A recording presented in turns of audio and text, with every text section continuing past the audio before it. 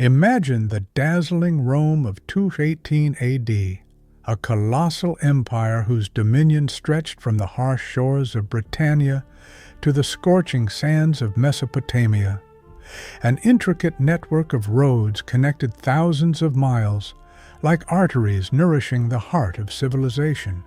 Bustling markets teemed with goods from the furthest reaches of the known world, while invincible legions, with an iron grip, held sway over peoples barely comprehending the grandeur and might of this indomitable machinery of power.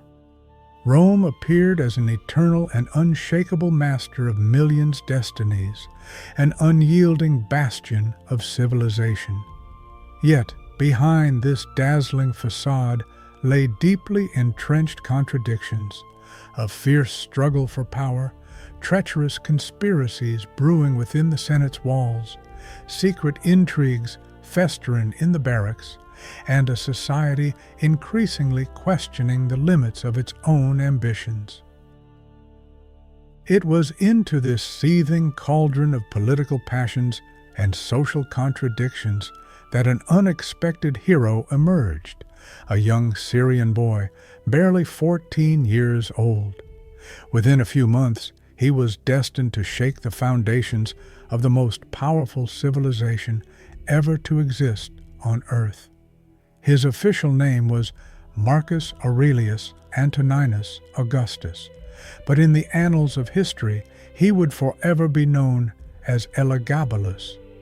This youth grew up in a religious environment radically different from Rome's, steeped in sun worship and Eastern traditions that often bewildered and sometimes openly alarmed Roman senators and citizens. When this young man from the East donned the imperial mantle, he didn't merely disregard established rules. He set about dismantling them one by one, as if in sport. This was not about a monarch's idle whims, but a grand social and religious experiment unfolding across the Roman Empire. Elagabalus orchestrated ceremonies where the sacred intertwined with the profane, organized processions with gender role reversals, hosted feasts that ridiculed the tenets of traditional power, and initiated a transformative project aimed at redefining the very essence of Roman identity. However, there was one episode that entered the annals of history as the culmination of his audacity.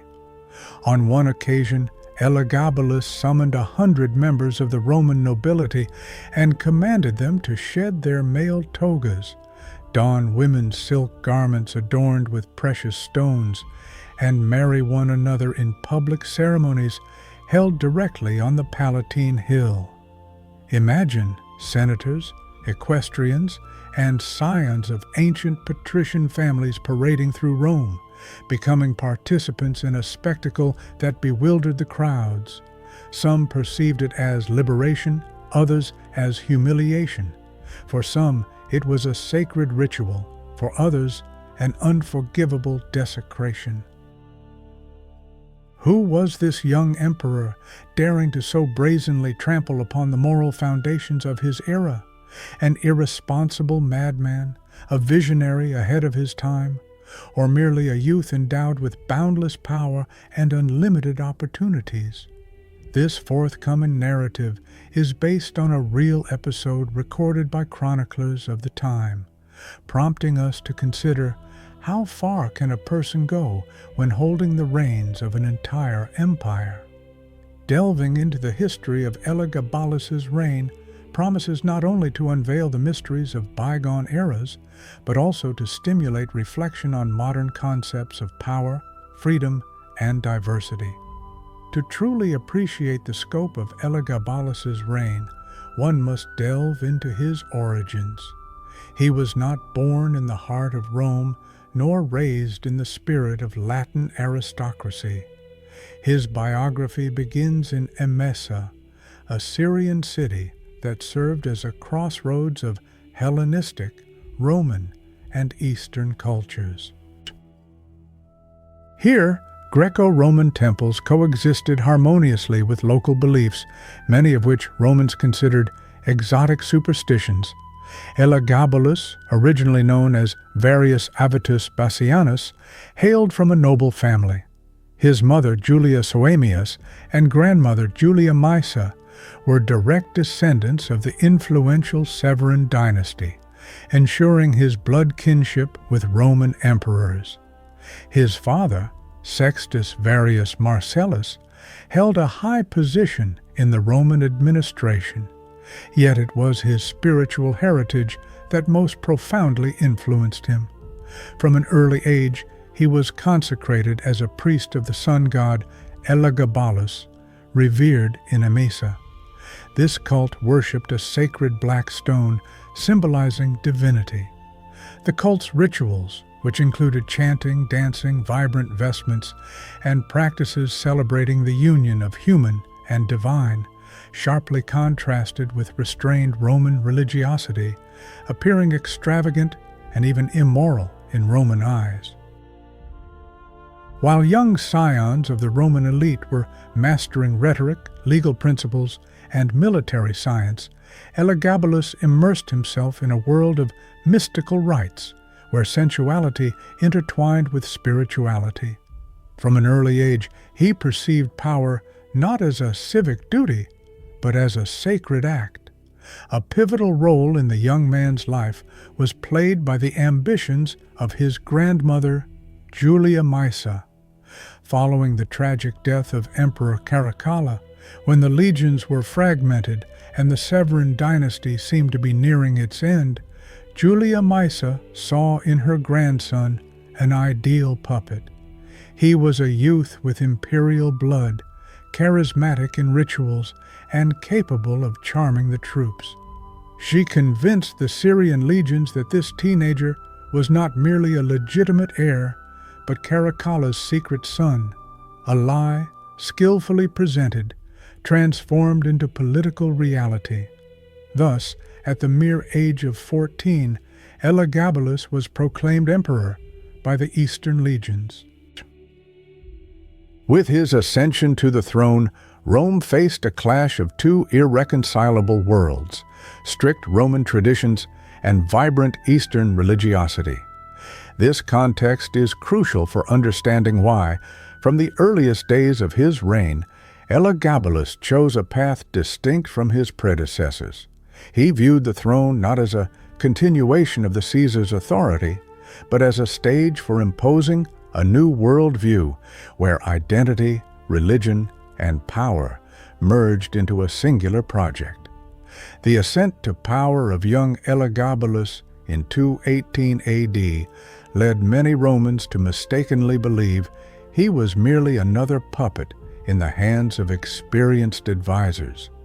However, from the very outset of his triumphant procession from Syria to Rome, the newly appointed Caesar demonstrated his unwavering resolve to rule on his own terms, rejecting the well-trodden paths of his predecessors. His journey to the capital was not merely a political maneuver, but a meticulously choreographed spectacle, laden with symbolism and significant elements.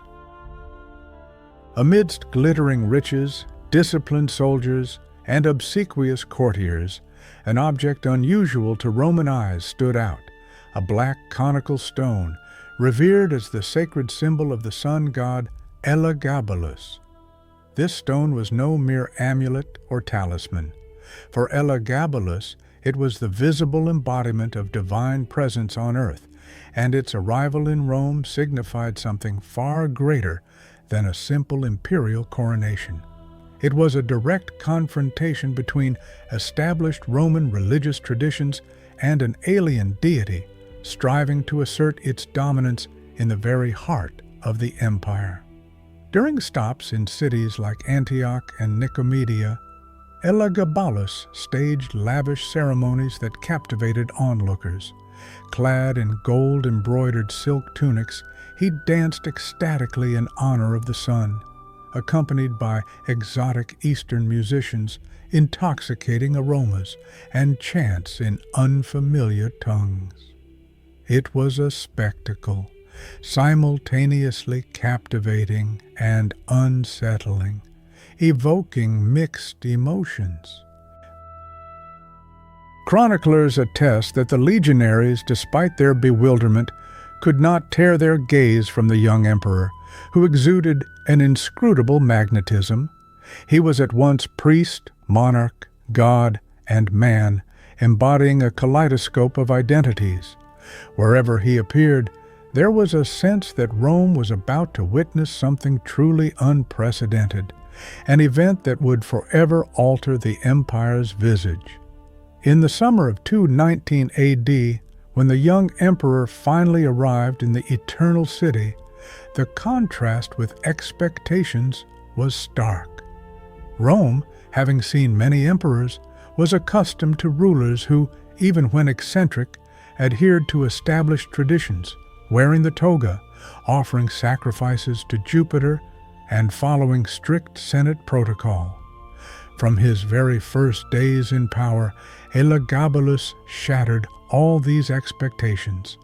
His first significant move was an open challenge to the gods of Rome. He ordered the construction of a magnificent temple to Elagabalus on the Palatine Hill, directly opposite the temple of Jupiter Optimus Maximus, the supreme god of the Roman pantheon. This was not merely an architectural feat, but a potent political and spiritual manifesto. The Syrian youth audaciously placed his god above Rome's ancient deities. For the Senate and aristocracy, it was tantamount to heresy. For the common people, it was a captivating spectacle, full of exoticism. For Elagabalus himself, this was just the beginning of a reign that would be remembered not for caution and moderation, but for unprecedented boldness and innovation. Thus began a period of profound cultural shock for Roman society. Once settled in Rome, Elagabalus wasted no time demonstrating that his reign would be marked by extravagance and a disregard for tradition. Previous emperors might have been cruel, eccentric, or steeped in luxury, but none dared to infringe upon the fundamental tenets of Roman society.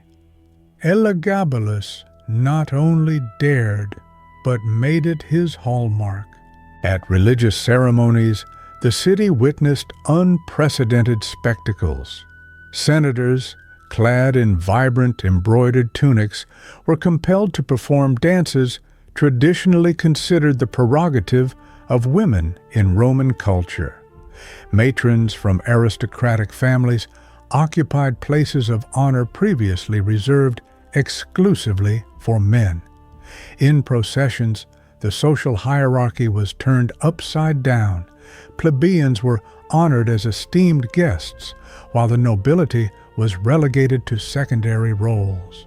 Rome, accustomed to restrained and solemn religiosity, was stunned by a carnival of symbols and inverted values.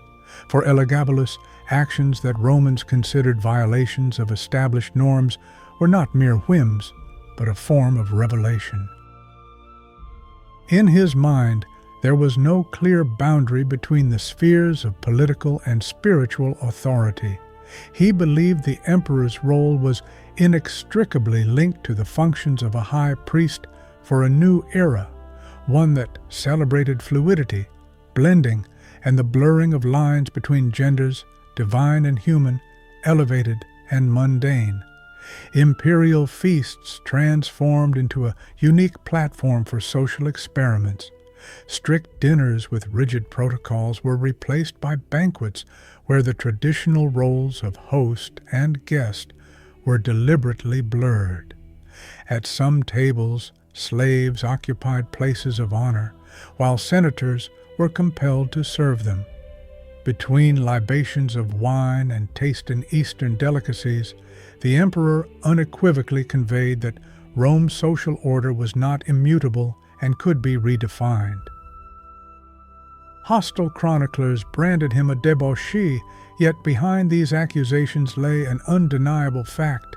Elagabalus forced Roman society to confront a possibility it stubbornly rejected, namely, to acknowledge that identity could be fluid, power need not rely on outdated hierarchies, and even the sacred could assume new forms. A nagging question festered in the minds of Romans: was this evidence of imperial madness, or the birth of a new cultural epoch? Elagabalus, contrary to expectations, not only failed to temper his ardor under a hail of criticism, but pushed even further, as if preparing the ground for his most outrageous act, the wedding of 100. In 221 AD, Rome, having witnessed coronations, triumphal processions, gladiatorial contests, and feasts that eclipsed all imagination, found itself confronted with a spectacle it was wholly unprepared for. The young emperor announced a series of festivities in honor of the sun deity Elagabalus. At first glance, nothing out of the ordinary. Romans were accustomed to religious festivals, even with the touch of extravagance characteristic of this ruler. However, it soon became clear that this time something unprecedented was being prepared, something that transcended the familiar. 100 representatives of the Roman nobility were to become participants in a ritual that trampled upon all ancient customs and traditions. The selection was no accident. Senators, equestrians, and descendants of ancient patrician families received imperial invitations inscribed in gold on purple parchment. Refusal to participate was considered an act of treason, leaving no room for choice. Behind the guise of honor lay an unquestionable command. For several weeks, the imperial palace on the Palatine transformed into a veritable creative laboratory. Skilled artisans were summoned from all corners of the empire, from Syria and Persia to distant India, to create garments never before seen in Rome. In their expert hands, vibrant silk tunics emerged, adorned with sun and moon symbols, pearls, sparkling precious stones, and golden ribbons. This was not merely a modification of women's clothing, but the creation of an entirely new style, designed to blur the boundaries between masculine and feminine. But preparation for this extraordinary event was not confined to aesthetics alone. Elagabalus organized entire courses of spiritual instruction. Participants were initiated into teachings that combined Stoic philosophy, Eastern mysticism, and sun worship rituals. They were indoctrinated to transcend human limitations, free themselves from the shackles of rigid identity, and become living embodiments of the divine. Some embraced these ideas with enthusiasm, while others trembled, sensing public humiliation. And so, the appointed day finally arrived, 15th March 221 AD, a date rich in symbolism, coinciding with the festival of Anna Perenna, goddess of renewal. At dawn, the augurs, priestly diviners, interpreted the clear sky as a sign of divine approval. On this day, 100 Roman men were transformed. After ritual ablutions, the application of makeup, and the creation of elaborate hairstyles with braids and pearls, they appeared before the public utterly unrecognizable. Senators, who just yesterday proudly wore their white togas, now resembled figures from Eastern frescoes, transformed into hybrids of warriors and priests. The spectacle that opened the festivities was astonishing in its unprecedented scale. A procession of 100 nobles proceeded through the Palatine gardens to the atrium, where purple and gold tapestries, exotic flowers, and Eastern incense created an atmosphere of opulence. Musicians, clad in glittering togas, played whimsical melodies, far removed from the accustomed Latin ear. The assembled public, comprising senators, plebeians, freedmen, and merchants, watched spellbound. Some could not hold back tears, others laughed in disbelief. Many simply stood frozen, overwhelmed by the grandeur of the event. At the center of the cortege appeared Elagabalus, his toga combining imperial symbols with Eastern embellishments. His appearance suggested more a high priest of a new deity than a Roman emperor. With a solemn voice, he commenced the wedding ceremonies, unusual in their nature. The marriages were carefully chosen to subvert established social norms. Senators were wed to equestrians, patricians to wealthy plebeians. Unions were formed defying class and gender barriers.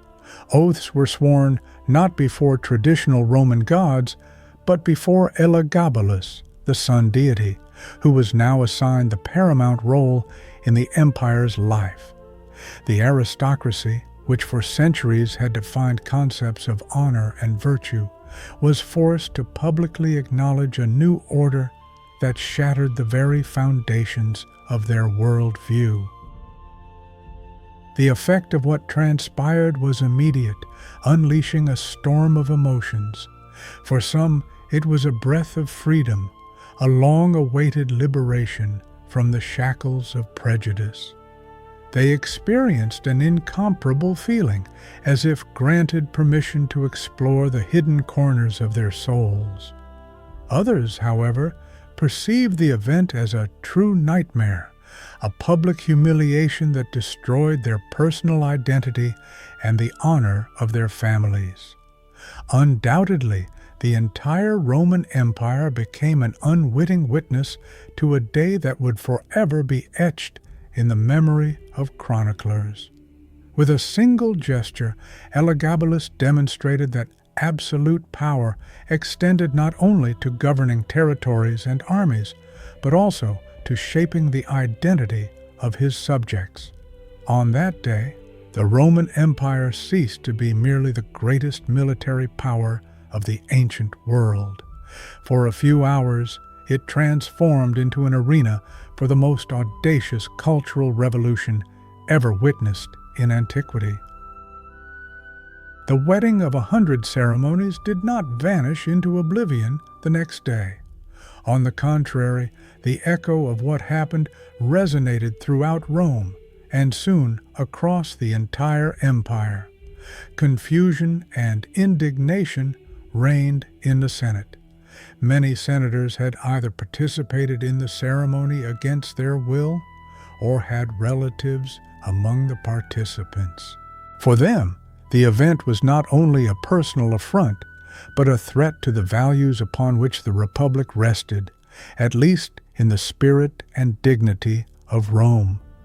The most conservative senators spoke of sacrilege, of a crime against ancient traditions. More pragmatic ones warned that open opposition to the emperor was tantamount to suicide. Silence and hypocrisy became the only possible defense in the prevailing situation. In Rome's aristocratic families, where tradition and honor held particular significance, the crisis caused by the emperor's extravagant behavior was felt especially acutely. Wives and mothers watched with apprehension as their loved ones returned home after participating in the scandalous performances, seemingly transformed by an alien force. Their faces were covered in unnatural makeup, and their memories bore the imprint of roles that, in Roman society's view, were unworthy of a free man. In this delicate situation, some families tried to consign the event to oblivion as if it had never happened. Others, more progressively minded, conversely began to ponder whether this unusual ritual might open new horizons in understanding identity, allowing them to view themselves from a different perspective. The common people of Rome, having witnessed these mass spectacles, were divided in their opinions. Some saw in the events a grotesque mockery of the empire's grandeur, believing such antics discredited it in the eyes of the traditional gods. Others, particularly residents of the poorer quarters accustomed to extravagant displays, perceived it as captivating entertainment that provided long-lasting fodder for conversation and gossip. Beyond the capital, in the eastern provinces, news of the scandalous emperor elicited a less shocking reaction. In these lands, religious traditions associated with gender fluidity and the blending of divine with human had deep roots. For the inhabitants of Syria or Asia Minor, Elagabalus's actions seemed strange, but were not entirely incomprehensible. In the western provinces, especially in Italy and Spain, the reaction was far more negative. Experienced military commanders questioned how the empire could maintain its authority among barbarian peoples if its emperor openly ridiculed symbols of Roman masculinity. Unease grew within the army. Legions might tolerate an eccentric ruler if he secured victories and maintained discipline. However, with Elagabalus, they saw a leader more engrossed in cultural experiments than military campaigns. Even the praetorians, responsible for the emperor's safety, began to doubt how long they could protect a man who, in their view, jeopardized the stability of the empire. The reign of Elagabalus left an indelible mark on the minds of Romans. Participants in his extravagant ceremonies experienced a wide spectrum of emotions, from a sudden sense of liberation and an embrace of feminine aspects within their lives, to profound identity crises leading to social isolation. This period was not merely a political event, but a psychological trauma for Rome. Each of Elagabalus's innovations pushed the empire to a dangerous brink, and the emperor's adversaries were not prepared to wait long before uniting to resist. Elagabalus's audacity tested Rome's patience. What the emperor perceived as a spiritual and social revolution became a threat to the very existence of the empire for senators, military commanders, and traditionalists alike. The aristocracy felt humiliated, the Senate was fractured, and discontent grew within the army. The young ruler, it seemed, ignored these warnings. He continued to devise new rituals, reforms, and challenges to established norms. Conservative Romans viewed his every action as an insult, undermining the empire's grandeur. The Praetorian Guard, charged with protecting the emperor, felt their security and authority threatened with each passing day. By 222 AD, the situation had reached a critical juncture. Even the emperor's close relatives, those who had facilitated his rise, began to plot against him. Julia Maesa, Elagabalus's grandmother and the architect of his ascent to power through astute influence over the legions, realized that her grandson's rule was becoming increasingly precarious. She rightly feared that a continuation in the same vein would lead to the collapse of the Severan dynasty and, consequently, the loss of her family's authority. In response, a cold-blooded and meticulously crafted plan was devised. Julia Maesa redirected the support of the Praetorian Guard to her other grandson, Alexander Severus, a youth with a more amenable disposition. She presented him as the conservative and worthy alternative that Rome so desperately needed. Thus, Elagabalus's fate was sealed. On 11th of March 222 AD, the Praetorians ambushed him. He was barely 18 years old. The limitless power that had allowed him to disregard Roman traditions proved impotent in the face of palace intrigue. He was murdered along with his mother in a conspiracy where political ambitions intertwined with cultural animosity. The young emperor's body was paraded through the city streets amidst a barrage of insults and mockery, then cast into the river Tiber, a fate typically reserved for criminals and traitors. The Senate, consumed by fury, inflicted upon him damnatio memoriae, a decree condemning him to utter oblivion. His name was to be erased from stone inscriptions, his statues toppled by hammers, and his memory to dissolve into nothingness as if he had never existed.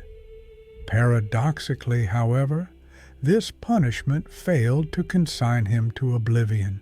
The turbulent energy of his reign, the extravagance of his ceremonies, and his audacious reforms left an indelible imprint on the fabric of time. The futile attempts to erase him from memory only amplified his legendary image. Thus concluded the short but vivid life of a young emperor who dared to challenge mighty Rome. His downfall was swift and brutal, yet his shadow, like a specter, continued to wander through the corridors of history for centuries. Following his tragic demise, the Roman Empire desperately sought to expunge Elagabalus from the annals of history. His name was cursed, his images reduced to ruins, and his reforms annulled as if they had never been. And yet, his memory did not vanish without a trace. Even damnatio memoriae proved incapable of entirely eradicating the influence of an emperor who, in just 4 years of his reign, had turned the conventions of the era's most powerful empire upside down. Today, almost 2 millennia later, his personality continues to provoke fervent debate. For some historians, Elagabalus represents a stark example of the perils inherent in absolute power, a youth who knew no bounds, equating his whims with the destiny of an entire civilization. For others, he was a visionary ahead of his time, a man who dared to challenge entrenched notions of gender, sexuality, and religion in a world constrained by rigid hierarchy. The history of this man's reign, when viewed without moral judgment, reveals an undeniable truth. Power possesses immense potential to transform society, yet simultaneously has the capacity to destroy it if left unchecked. Elagabalus became a vivid embodiment of this paradoxical phenomenon, and what is most astonishing is that this story, from almost 2 millennia ago, still resonates in our contemporary world. His rituals, rejection of established traditions, and provocative behavior raise questions that remain pertinent today. How far can a society go in its capacity for self-redefinition? Where does the line lie between individual freedom and societal stability? Was Elagabalus a reckless madman or a misunderstood innovator? The Roman Empire attempted to consign him to oblivion, but his story did not vanish. And in remembering him, we recognize that the yearning for diversity, rebellion, and the desire to change the world are not exclusively modern phenomena. They have accompanied humanity throughout its entire history.